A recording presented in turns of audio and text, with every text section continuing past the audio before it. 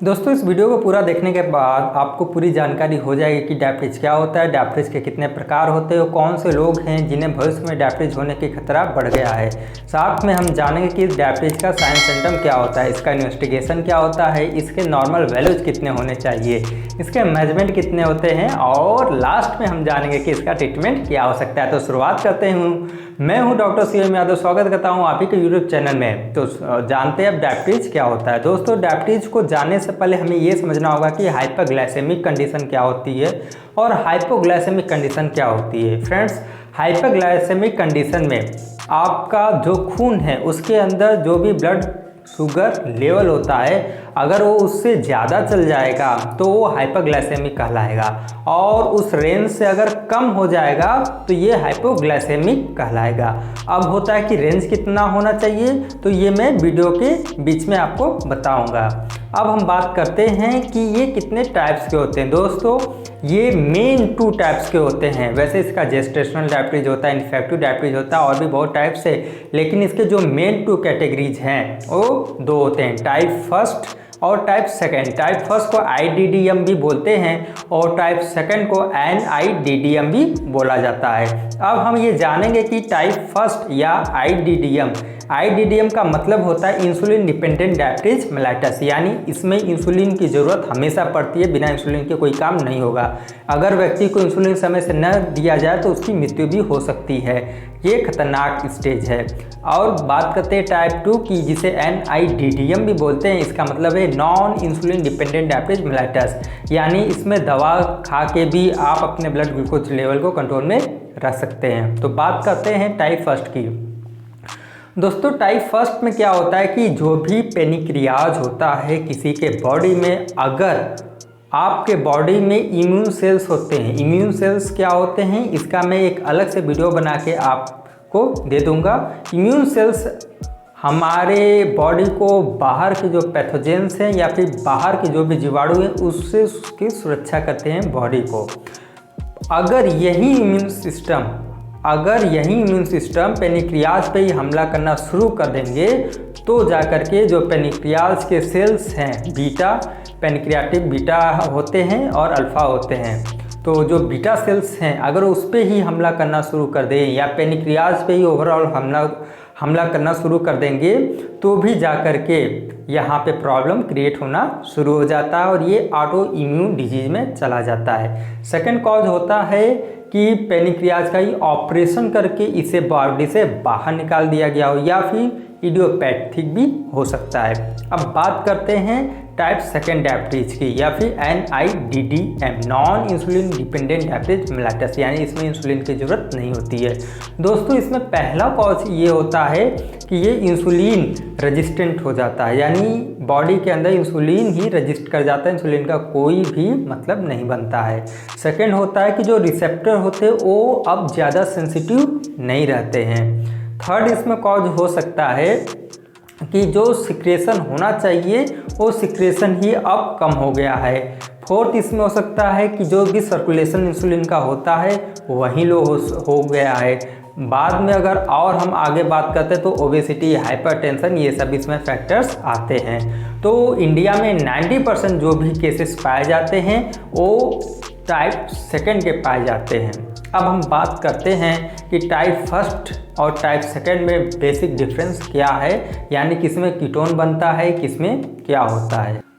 अब हम बात करते हैं कि टाइप फर्स्ट और टाइप सेकंड में क्या होता है। टाइप फर्स्ट में क्या होता है कि इसमें कुछ ही वीक्स लगते हैं और मालूम हो जाएगा, क्योंकि पेनिक्रियाज पे ही पूरा काम, पेनिक्रियाज का ही काम होता है इंसुलिन को, उसमें पेनिक्रियाज में बीटा सेल्स होते हैं वहीं इंसुलिन का फॉर्मेशन करते हैं। लेकिन अगर बीटा सेल्स ही खत्म होने लगे तो ये तुरंत लक्षण इसका समझ में आ जाता है, पेशेंट को विदिन वीक्स या मंथ के अंदर ही मालूम होता है। बट अगर टाइप सेकंड है तो ये रियलाइज होने में कभी कभी ईयर्स लग जाते हैं, साल भर हो जाते हैं। अगर लोगों को अवेयरनेस नहीं है कि इसके साइन सिम्टम क्या होते हैं तो ये डिटेक्ट होने में साल भर, या फिर अचानक से कभी आप हॉस्पिटल में गए, ट्रॉमा हुआ है, डॉक्टर ने चेक किया पानी चढ़ाने से पहले कि देखिए आपका ग्लूकोज लेवल कितना, एकाएक मालूम होता है कि नहीं आप डायबिटीज के शिकार हैं पहले से ही। अब हम बात करते हैं कि कीटोन्यूरिया किस में होता है। देखिए दोस्तों टाइप फर्स्ट में कीटोन्यूरिया होने की चांसेस 100% रहती है, टाइप सेकंड में इसका परसेंटेज बहुत लो रहता है जब तक कि ये सीवियर कंडीशन में न हो जाए। बात करते हैं खतरनाक कौन या फैटल कौन होता है, किसमें डेथ होने की संभावनाएं रहती है, तो 90% से लेकर 98% डेथ होने की संभावनाएं टाइप फर्स्ट में ज़्यादा रहती हैं अगर इंसुलिन का इंजेक्शन टाइम से न मिलता है तो। और बात करते हैं टाइप सेकंड का, तो ये स्लो किलर है, इतना जल्दी तो नहीं होगा। अब हम बात करेंगे दोस्तों आगे कि कौन कौन से ऐसे लोग हैं जिनको भविष्य में डायबिटीज हो सकता है या फिर वो प्री डायबिटिक्स हैं, यानी वो एक बॉर्डर लाइन पे हैं, थोड़ा सा आगे बढ़ेंगे तो उनको डायबिटीज हो सकता है। तो पहला इसमें कारण होता है कि आपके पेरेंट्स को भी हो या फिर सिबलिंग को हो, यानी फैमिली हिस्ट्री में किसी को भी अगर डायबिटीज़ होगा तो में भी है, ये आपको भी हो सकता है। दूसरा होता है ओवरवेट। दोस्तों अगर आपका BMI body mass index 25 kg/m² से ज़्यादा है तो आपको डायबिटीज़ होने की चांसेस बढ़ जाती है। BMI कैसे कैलकुलेट किया जाता है इसका मैं लिंक आई बटन पे ऊपर में दे रहा हूँ, उसे पहले ज़रूर देखिए, अपने फैमिली मेम्बर्स का और अपना BMI पहले निकालिए और नीचे कमेंट करके मुझे ज़रूर बताइएगा कि आपका BMI कितना आ रहा है।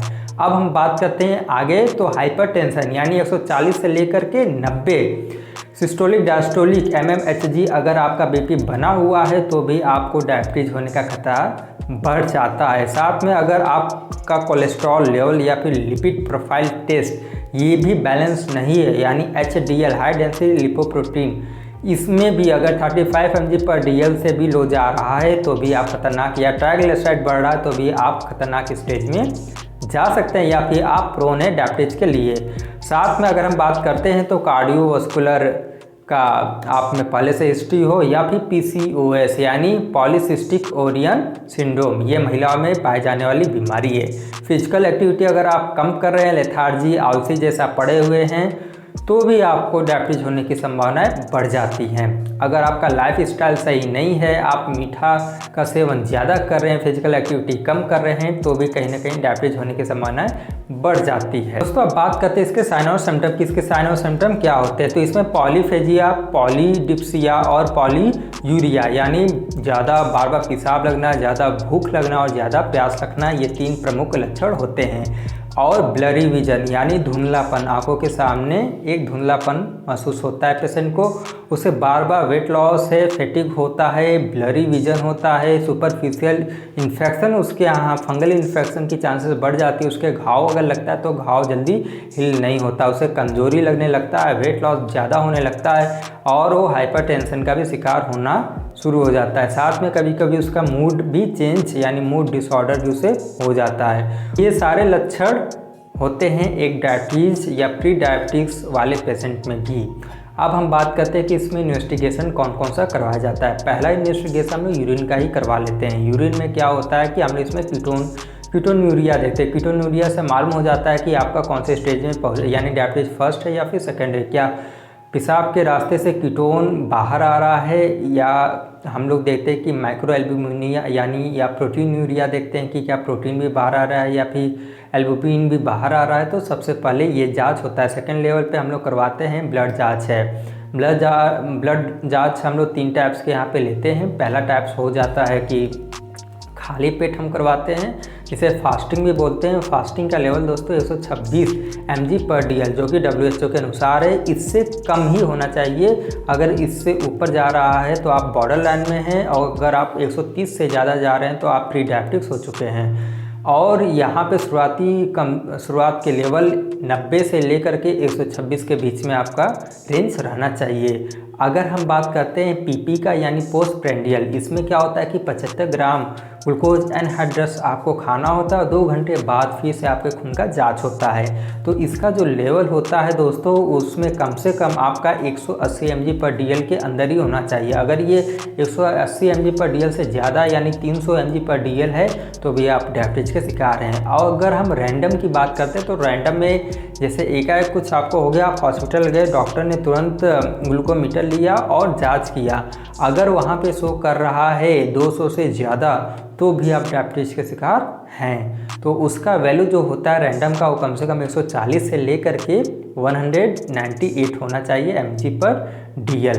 अब हम बात करते हैं कि इसके अलावा भी क्या जांच करवाते हैं। दोस्तों इसके अलावा हम लोग थायराइड का जांच कराते हैं, लिपिड प्रोफाइल टेस्ट देखते हैं, बॉडी के अंदर एंडोक्राइन का भी थोड़ा जांच होता है जिसमें ग्लूकागान का लेवल देखा जाता है, ग्रोथ हार्मोन का भी लेवल देखा जाता है कि क्या इसके वजह से भी कहीं आपको डायबिटीज़ तो नहीं है। दोस्तों अब हम बात करते हैं मैनेजमेंट ऑफ टाइप 2 डायबिटीज़ का। पहला इसमें क्या होता है कि आपको अपना डाइट और लाइफ स्टाइल को मैनेज करना होगा। आपको एक्सरसाइज करना चाहिए, मेडिटेशन करना चाहिए, अनुलोम विलोम प्राणायाम करना चाहिए। सेकंड बात करते हैं तो इसमें डिसलिपिडीमिया है, हाइपरटेंशन है और ओबेसिटी है। ओबेसिटी पे मेरा वीडियो मैं फिर से उसका लिंक दे रहा हूँ, उसे ज़रूर देख लीजिए। हाइपरटेंशन का भी मैं लिंक दे रहा हूँ, उसे भी आप ज़रूर देखें। थर्ड अगर हम बात करते हैं तो इसमें 3 मेन रेटिनोपैथी, नेफ्रोपैथी और न्यूरोपैथी होता है। रेटिनोपैथी मतलब रेटिना आपका डैमेज होता है, धीरे धीरे पेशेंट का जो आँख है उसकी रोशनी ब्लर होती जाती है। न्यूरोपैथी में क्या होता है कि उसके हाथ में पैर में जो सेंसेशन है उसमें कमी होने लगती है। और नेफ्रोपैथी नामी नेफ्रॉन है यानी किडनी की भी उसे प्रॉब्लम शुरू हो जाती है। अब हम बात करते हैं कि एलोपैथ में ऐसे कौन से मेन मेडिसिन है जिसका इस्तेमाल किया जाता है। दोस्तों ये डॉक्टर आपके डिसाइड करेंगे कि आपका मेडिसिन कौन सा है, क्या 2 मेडिसिन चलना चाहिए या एक ही चलना चाहिए, सिंगल चलना चाहिए या फिर 3 का कम्बिनेशन चलना चाहिए।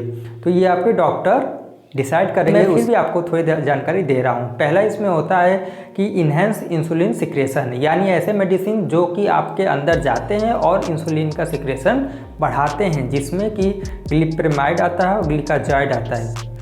अगर हम बात करते हैं नेक्स्ट तो वो है ओवरकम इंसुलिन रेजिस्टेंस का, जिसमें मेटमॉर्फिन आता है, साथ में कुछ और भी आते हैं जिसमें कार्बोहाइड्रेट अब्जॉर्प्शन है, जिसमें मिग्लिटॉल आते हैं। और अगर लास्ट हम देखते तो उसमें सोडियम ग्लूकोज को ट्रांसपोर्टर 2 इनहिबिटर्स आते हैं। तक के लिए मेरे अगले वीडियो को ज़रूर देखें, इसे लाइक करें, सब्सक्राइब करें और शेयर ज़रूर करें।